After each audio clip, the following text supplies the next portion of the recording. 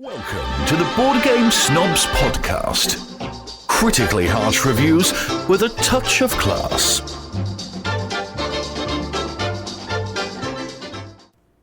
Now we are going to interview Pablo. He's the designer of the upcoming game Zoomaka, currently on KickStarter, and we're going to discuss some of the difficulties that comes from being a first-time designer and getting your design put on Kickstarter. So let's go ahead and cut to our pre-recorded interview.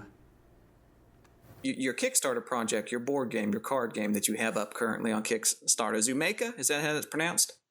Yes, Zoomaka or Zoomaka. It's also you can choose. I'm guessing the English version would be Zoomaka or something like that. Well, it's a little word. You're putting together a Zoom, so it's all the same. But yeah, it's a word play on Zoomaker, so I think you can pronounce it a little bit as you want. Right. But Zoomaka. So how did you design this together? Yeah, pretty much. We started out like looking at Uno and Flux and other set collection games and started coming up with the idea of the game. And we kind of iterated a few times over it to make it better. And since I think we started creating it in 2014, and since then we have iterated on it constantly. And now we're getting to a point where we think it's very good. So that's why we decided to release it. And but we are still making a little small changes. Today we announced even that we are going to do some changes to the borders of the card to make it more clear what you have in your hand. So it's easier to kind of get an overview. So we're still doing small fixes, and I think we're going to continue with that until we print the final version for our backers, which we are going to do now because we are funded. Nice. So, yeah. So I noticed this is your first game. This is the first game you've designed and took the Kickstarter. What was your process like that? Who come first off? Let's just settle the argument. Whose idea was this? Was this yours or hers? I think it kind of was a combination. I was working on one game, and she was kind of insisting that, well, maybe we should work on a game together because we play a lot of games. So the way it came about, I think, was I was working on my very nerdy game, and I realized that it's going to be very hard to produce that game. And we decided that we should do something together, and we should do something a little bit simpler, something that we can learn how to produce a game first, and then we can do something more complicated. Yeah. So it was hers idea. That's basically how that works. If you haven't figured that out. Okay, I'll do that. She actually took a little stroll away, but so if you want to ask her some questions. Oh, that's fine. Well, that's generally how that works. They tone you down. You start talking about designing a game that. You've got elves riding dragons and fighting space aliens, and next thing you know, they're talking you down into let's make the first game simple and easy, and learn how to do this, and then we'll go from there. Which yeah, because she was very sold on the idea that we were gonna make games. I mean, we play a lot of games, and we at that point in the time we had like board games night like 2 times a week, I think, and a lot of our friends came to our house to play board games. So now since the campaign started, we have actually had even more board games night, but there was a time where we had a little bit less. But she was basically sold on the idea that we were going to make a game, and she wanted to make something a bit more simple. So the design process was I realized that my game was going to be super expensive because of all the art. So what we decided was that we were going to make everything ourselves. And we also kind of got quotes from different printers on different type of games, or what you should call it. And we learned okay, so card games are a very good place to start because they are pretty cheap to produce, and it's it's a pretty simple thing. You can build around the cards, and there's not so many pieces, so you don't have to worry too much about those tokens that got lost or something like that. So we decided that a card game would be a good first game, and then we started kind of looking at other games, what they did, and trying to improve those mechanics and add some of our own as well. Right. And so as you're, what made you want to bring this to Kickstarter and do it yourself rather than taking it to a publisher? Well, that's a very good question. Well, first of all, we learned about Kickstarter first. So it's actually been kind of a journey. Like we're not very well versed in the board game industry. So we understood printers and we understood distribution and we understood a lot of those things that we read about. We hadn't understood kind of what the distribution or the big distributors or the publishers did until we actually started talking to them during the campaign. So now we know a little bit about it, and I think maybe for our next game we might go with a publisher, but also kind of enjoy this journey of doing everything on our own and kind of having a learning experience with this thing that we are doing.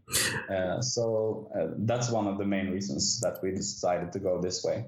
It also means kind of a less of a risk for us to, if we were going to print all the games ourselves and then try to sell them, that would be more risk. So it's good to kind of gauge how many people are interested. Right. What's been the biggest frustration so far in either developing the game or getting it published?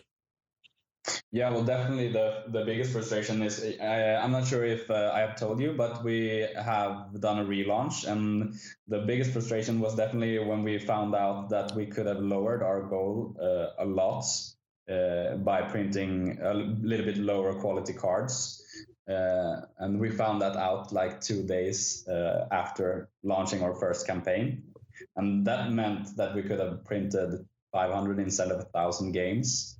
Which was a much better budget for us. So the relaunch was very frustrating and kind of having to think about, like, we already had a lot of backers. So when do we cancel, and should we cancel, or should we try and ride this out? And all of that was definitely very frustrating and an emotional roller coaster. We are super happy that we did cancel and that most of our backers actually returned. So yeah, we're super happy about being funded now and that the game is going to become reality. It means so much to us. I mean, we are pretty invested in this because we want to see it happen, and we invested a lot in marketing and in taking a bunch of copies for ourselves, as we believe in the game so much. So I think yeah, well, that was frustrating, and now we're super happy that it turned out so well. Well, that's nice. And so if you had to give advice to anybody out there who was thinking about designing their own game or taking the game that they currently have designed to Kickstarter, what would it be? Yeah, well, first of all, find out what the lowest quality game you can produce is, which is still acceptable for you and your backers. So don't be scared to kind of go to a lower quality, because if you put your goal lower, you will probably be able to get the quality in your stretch goals. And that also makes for very amazing stretch goals. So most people kind of feel that some games have like this Kickstarter sickness or something like that. They add so much to the game during the Kickstarter that the game isn't barely the same after the Kickstarter that it was from the start. So if you can increase the quality of components and maybe add a 2-piece box instead of a tuck box, and maybe upgrade the card quality and the texture of the cards and stuff like that, that makes for very good stretch goals. And then you don't have to worry so much about the stretch goals either, because it won't really increase the weight for shipping as much. So I think it's a very good thing if you're just starting on Kickstarter to kind of look at the minimum quality and get a good quote for that. Right.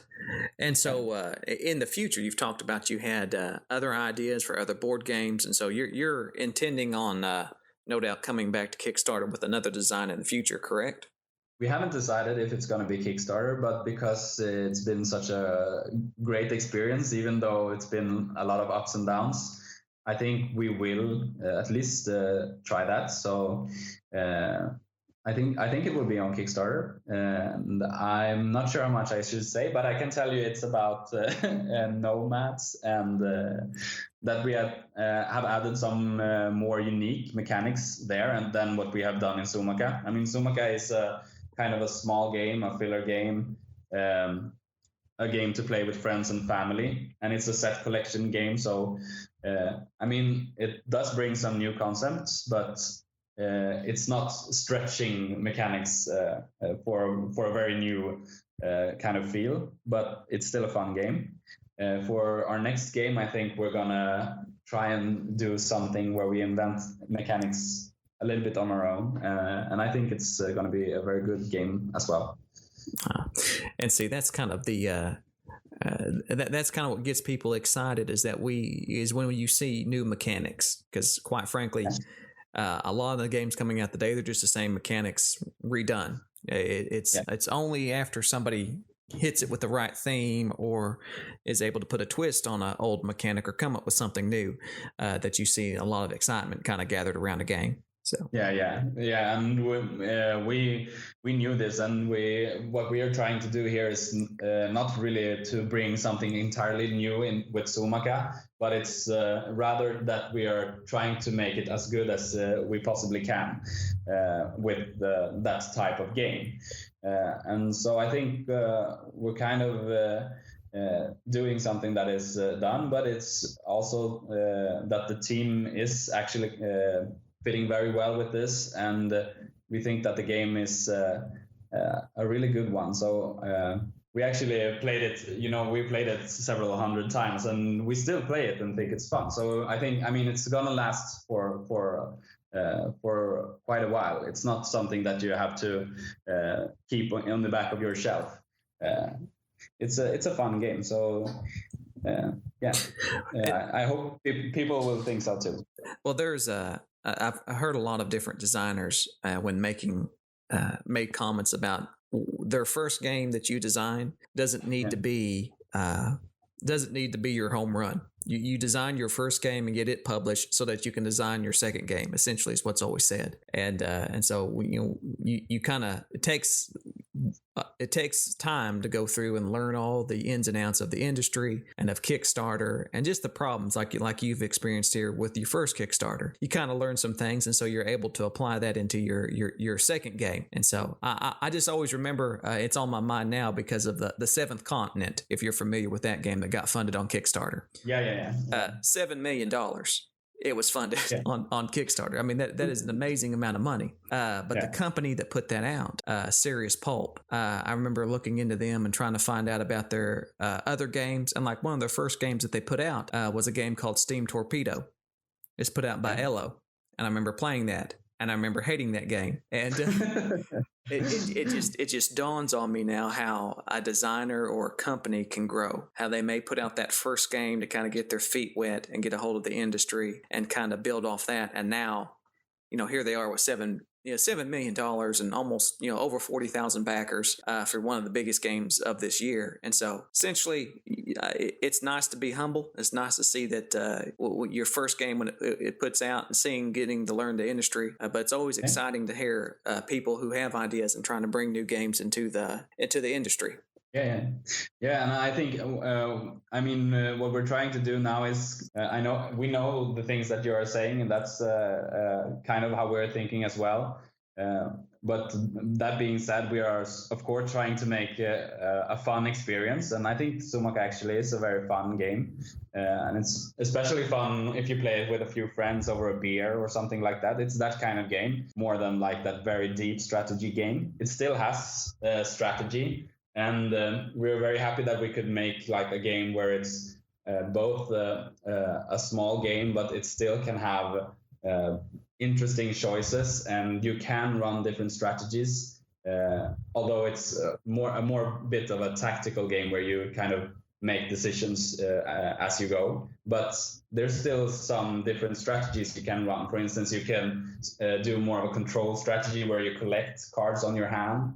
And then try to hit the right moment, or you can be more aggressive and just try and win quickly. So there is different strategies you can employ in the game.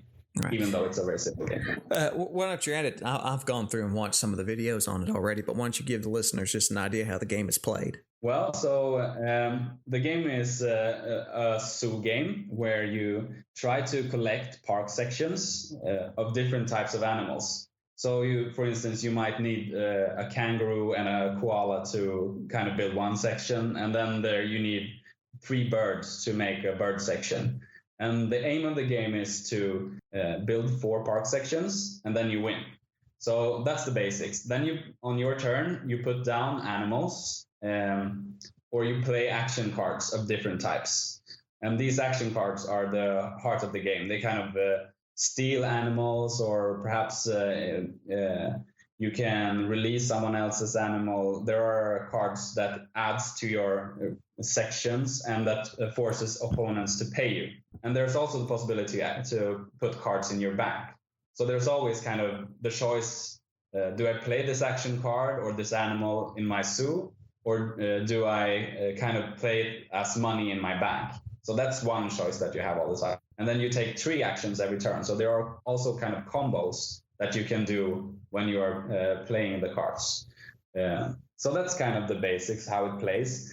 And it's kind of a game with a lot of player interaction. So if you're not into that, well, then it's not for you. But I mean, sometimes it's fun to play something where you can get your opponents a little bit off guard and kind of tease them a little bit. So we definitely like that kind of game for bigger parties. Like if we have a board game party, it's a fun game that you can play in between games and stuff like that. So and it's also pretty well, you can get back if you're a little bit behind. It's pretty well balanced that way as well, that you can jump into the game. So it makes for a really good filler. Why did you use the theme of a zoo? Well, that's pretty interesting. Yeah, we both like animals and kind of outdoors. In our vacation, we go hiking a lot. And at the time when we were actually creating the game, we was working at a zoo, which is very close to where we live. That's called Kolmården. And she was working there in one of the restaurants. So at that time, it made very much sense to make a game about a zoo. And also it fits very well with the mechanics that we have in the game. So the theme and the mechanics go well together, and that's one good thing as well. Did you consider any other type of themes for this for the game before that, or was you always just stuck with the idea of doing it for a zoo? Well, I think we were pretty set on the zoo theme from the start. I mean, I think someone came up with that idea, and then we just ran with it, and I think it's worked out amazing. I mean, there's been a few cards that we had to rename along the way to kind of make them fit better with the theme. But I think that it's worked very well with that theme. And honestly, I think I don't remember all that much if we were discussing any other themes. It's been so much now. I mean, we started 4 years ago, and we have iterated over the animals like 40 times and deciding on what we should have. So now it's just zoo in my head. But well, so you said it took you about 4 years of development of just going back and forth on this and coming up and to finally get the game fleshed out. Well, no, that's not the entire story. But we made a first copy. I think it took us maybe a year or so, and then we printed it, and we had like a party for our friends where we tried it, and most liked it. And then we started thinking about taking it to the KickStarter that year. But we had a lot of things happening in our life at that moment. We were both studying and then getting jobs, and then, life, everything, getting married, getting an apartment, everything of that.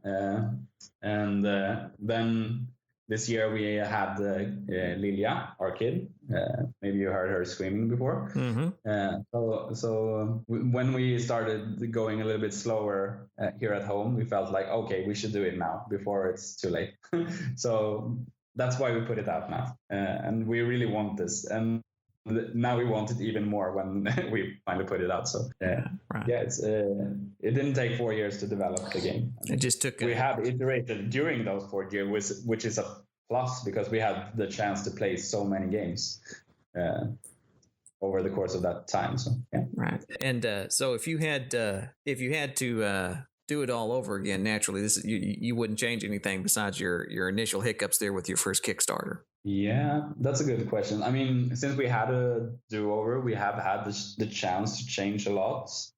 I think for the next game, we're going to do some things a little bit different. I think we're going to bring in an artist. This time we have designed all the art ourselves, which was one of the things that we wanted to do. That was one of the goals of the project. But for the next game, I think with an art that, and especially for that type of game that's going to be, I think it needs some more interesting art. This game is pretty simple, and we have done a lot of things to make it very accessible and good in that way.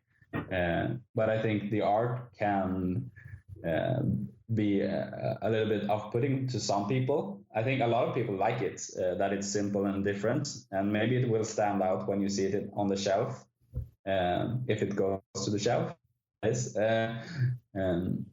But I think that's something that we would do differently because we're very experienced with that, and it has taken a lot of time to make everything and to learn about accessibility and all of that things. I mean, I do a little bit of that in my work, so I'm a little bit familiar with it, but I think it would be good to do it differently the next time. Right. Yeah. And yeah, anytime that you bring in an artist, that of course ups the price of the actual product, and then you have to be able to explain to them what you're looking at, what's in your head, and try to get them to get that to paper. I think that's also a good thing, which you can kind of put in your stretch goals. I mean, you can start out by having an artist do like a theme and do some basic cards. But if you kind of want something like different themes for different players, for instance, that's one thing that we're considering for our next game. Maybe the base game will have like the same art for all players, but then you can kind of add like, oh, this is a swamp themed nomad tribe, and this is a mountain themed nomad tribe. And that kind of thing goes very well for the stretch goals. And it also doesn't add to the shipping costs, which is very important because it's easy to kind of forget that the stretch goals can add to the shipping cost, and that can be a very big headache if you do that wrong. Right. Yeah, that's a pain anytime you're having to deal with shipping and all that. And how are your actual shipping?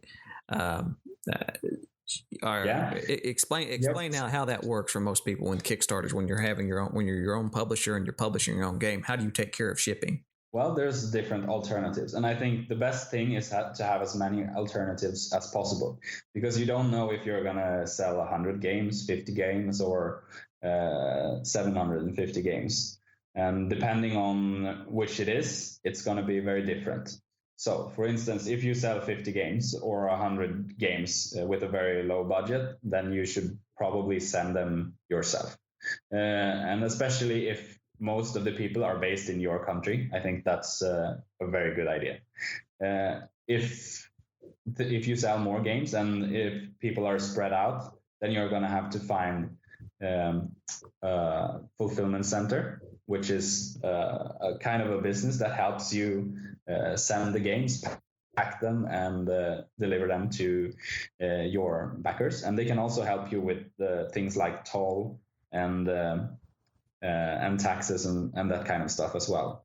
So if you're going to sell to the United States and Europe, for instance, then you're going to have to get a fulfillment center in each of those continents, because usually most fulfillment centers only fulfill for like their local area, because it requires a lot of knowledge about the market to be able to handle different kind of products as they do.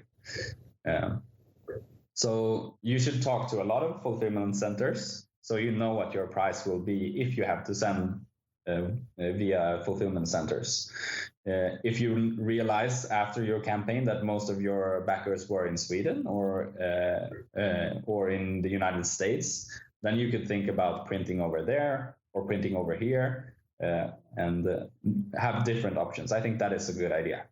And it's also a very good idea to have like some kind of this is our plan from the start. So this is what we think it's going to be. So then if it isn't like that, then you have to kind of reconsider, and you are going to have some time. So as long as you have talked to the people beforehand, I think you're going to be fine with that. Right. But we'll see. We don't know. I mean, we're new to this as well, so don't take my advice as like the word of truth. But I think that's always a good thing to have many options. Right, and naturally that just adds more to the production of the game, and some of the more stress is trying to find a fulfillment center. Yeah, and it's going to add, some cost, but I think if you have like more than 500 games, it's probably going to reduce cost. And it's definitely going to reduce cost for your backers as well, because one thing the fulfillment centers can help you with is importing the game. And that means that you don't have to pay taxes here in Europe on top of the actual price. So usually, like when a game comes to Europe, you have to pay toll. And the toll is actually based on the price which the product was sold for. So if we sell it for, let's say, $25 or something like that, then they would add on top of that. But if you bring in the game without selling it and start selling it from Europe, well, then you only pay toll on the whole package. So it's only going to put on the base of the game, which means that, well, backers will pay $2 more instead of maybe $10 more. So it's actually going to save your backers a lot of trouble, because otherwise they might have to go to the customs office to pick the game up as well. Right. And usually on Kickstarter, most people are aware of this. I mean, you can see these logos like the Europe friendly or United States friendly, and that's what that means. They have got a fulfillment center in the United States, so that you don't have to worry about it all.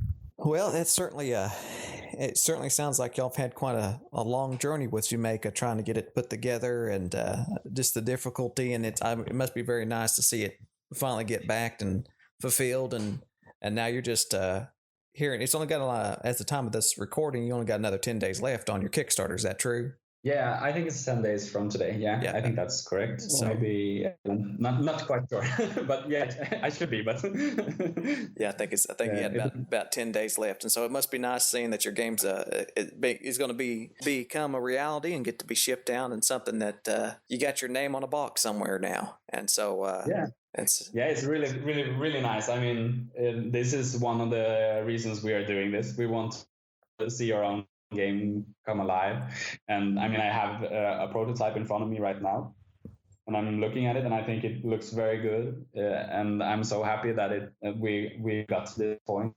I mean, when we started, we did nothing, and it's been a journey, really, finding out about all these things that I talked about you already about, but yeah, it's going to be very nice, and we're hoping that we can reach some of the stretch goals to make the game even better. But we're super happy where we are now as well. Oh, good. Well, Pablo, it was nice talking to you. I think it's getting close to 10 o'clock at night over there, isn't there? Yeah, it's pretty late. Yeah, it's getting late. Well, I'll tell you what. I'll let y'all go. Let you get. We certainly appreciate your time, and we certainly look forward to seeing your next game. You get in touch with us as soon as you start getting to where you're wanting to kind of let out more information about your upcoming design. Yeah, absolutely. Yeah, we're happy to come on anytime and tell you about our games and about how Zoomaka has gone as well. Okay, well, we're looking forward to playing it. Yeah, cool. I will also send you something so you can have a little bit closer look at it. Okay, appreciate you, Pablo. And we'll talk at you next time. Yeah, thank you very much. You tell the wife hi for me. Yeah, I'm going to do that. All right. She says hi as well. All right. Y'all do good. Good night. Bye-bye. Bye. Thank you for listening to the Board Game Snobs. Stay classy.